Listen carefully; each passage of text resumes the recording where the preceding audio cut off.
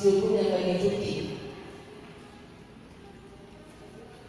Saya nanti akan melihat dari sisi-sisi.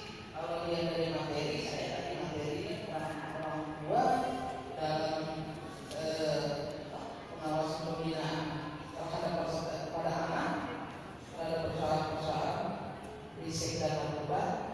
Tapi karena auditnya ini anak-anak, saya bagikan bagaimana sikap anak-anak. Kita bicara undang-undang peradilan anak sudah menentukan apa sih batasan anak itu, apa sih batasan remaja, ya. Mencermati dinamika yang berkembang di saat ini, bahwa arus informasi teknologi tidak bisa kita pungkiri, ya dong, ya kan?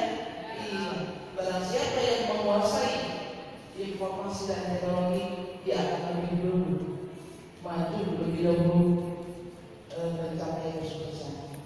Era digital ini sangat mempengaruhi pola perilaku dan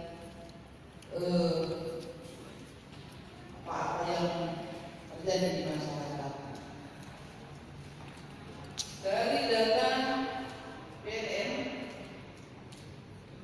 kalau orang lagi pas menjadi bisa diprediksi populasi untuk kasus narkoba, ya, tahun 2017 ini populasi umum 17%,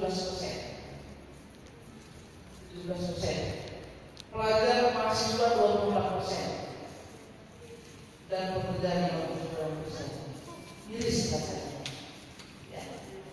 Pelajar atau mahasiswa yang kita harapkan nanti menjadi insan generasi penerus perjuangan, akan mengisi pembangunan, akan meneruskan estafet pembangunan dari kami.